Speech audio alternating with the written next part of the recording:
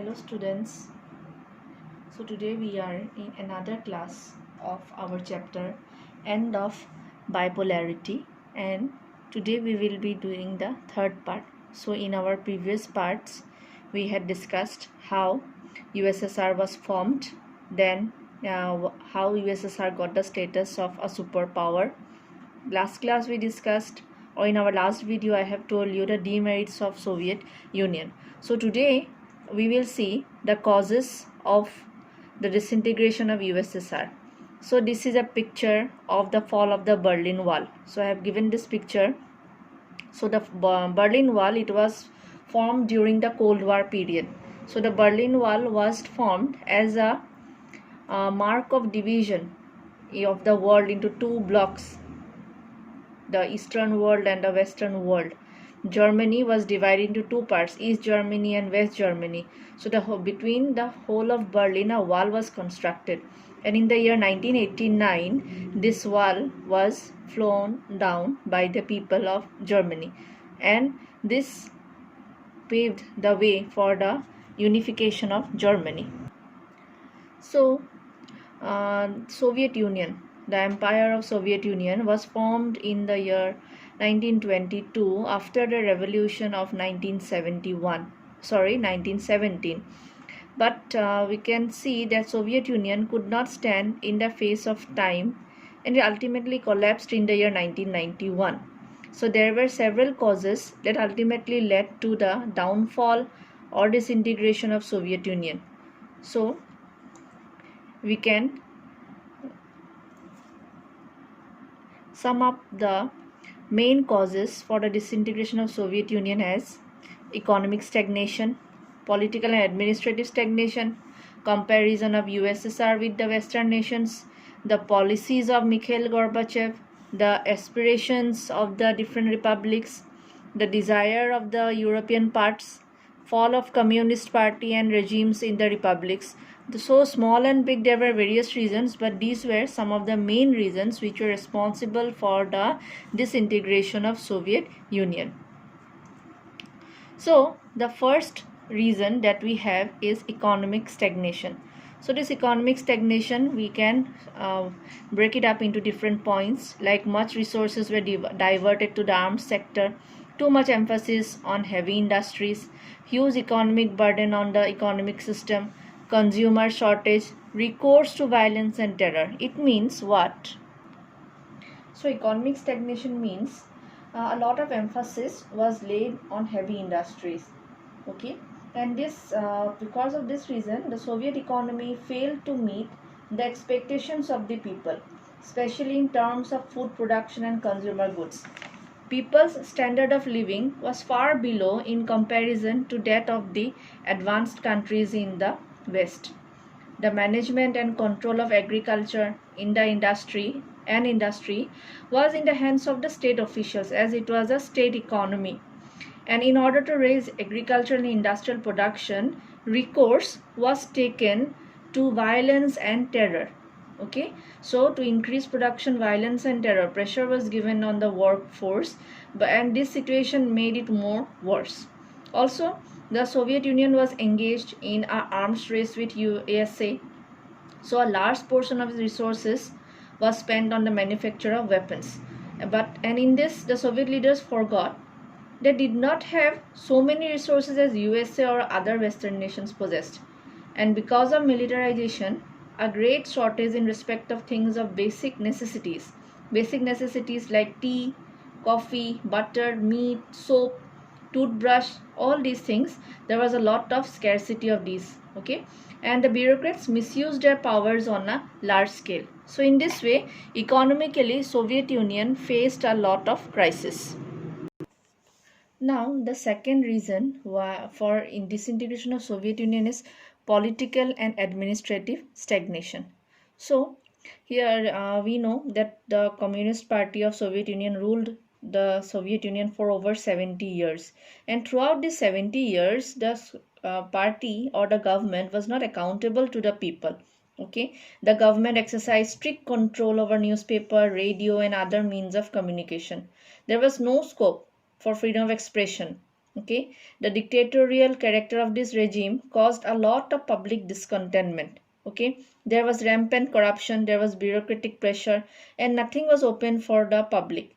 The people did not have access to any kind of information, so the people felt a lot of dissatisfied within this system. Now, the third and very important reason why Soviet Union disintegrate is comparison of Soviet Union with the Western nation. So what happened? Slowly there was the growth of information technology and means of communication.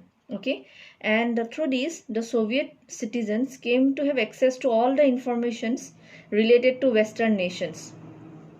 Okay, they could know what grand facilities in respect of housing, schools, arts and entertainment were available to the people of the western countries. You might remember that certain, like once I told you that there was Russification of the culture. That means the Russian culture, Russian language was imposed on the several republics.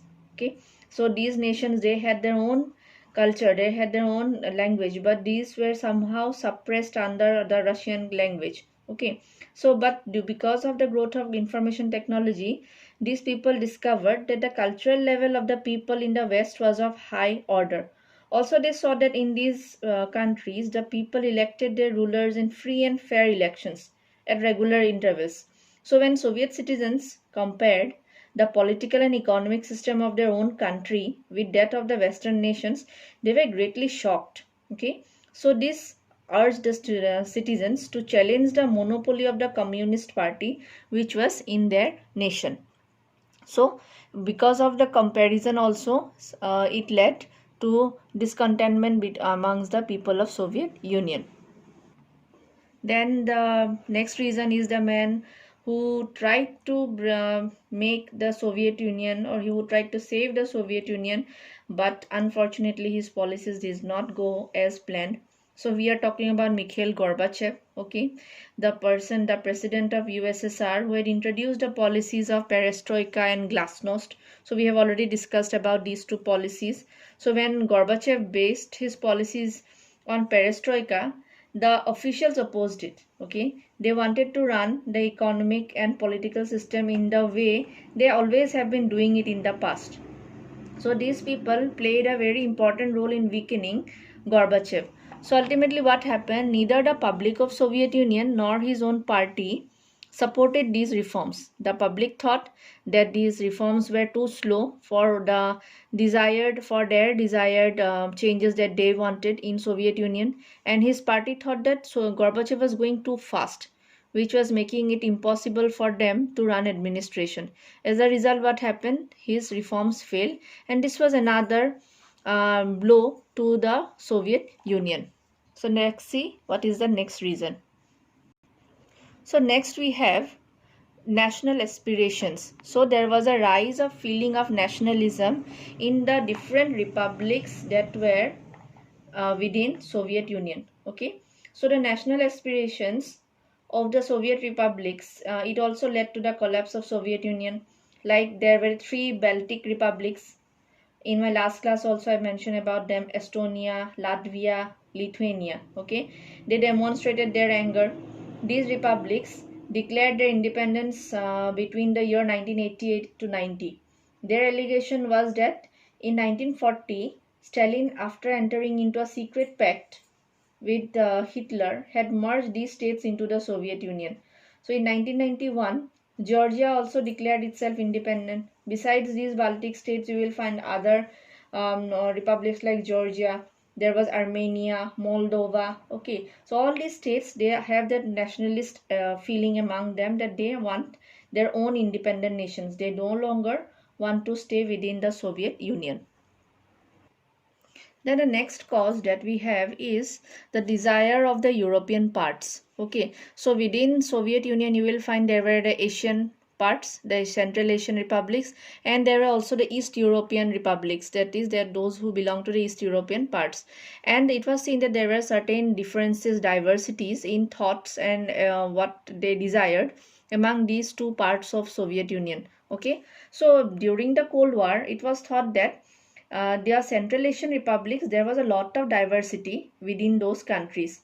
Central Asian Republic like Turkmenistan, Tajikistan, okay, Uzbekistan, these were within Soviet Union. So there was a lot of ethnic and religious differences within these republics. So it was thought that if any point difference start, it will always start within these Asian republics. But it was seen that dissatisfaction started within Soviet Union, not in the Central Asian republics, but in the European and the prosperous parts, like in Russia, Ukraine, Georgia, because the ordinary people in these European parts, they felt that they were alienated from the Central Asian republics, and they also thought that they were prosperous, so they were paying a very high price, okay, an economic price, to keep the more backward areas within the Soviet Union.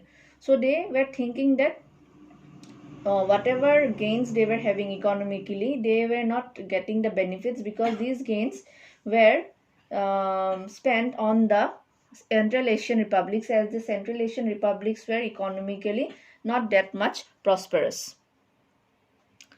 And then the last reason that we have for the fall of Soviet Union is the fall of the Communist Party and the regimes in the republic. So we see that slowly the Communist Party, which was ruling, which was the only party in Soviet Union, it was loosening its hold on the republics. Okay, so you will find that first of all, Mikhail Gorbachev, he had withdrawn the Soviet forces from the East European countries.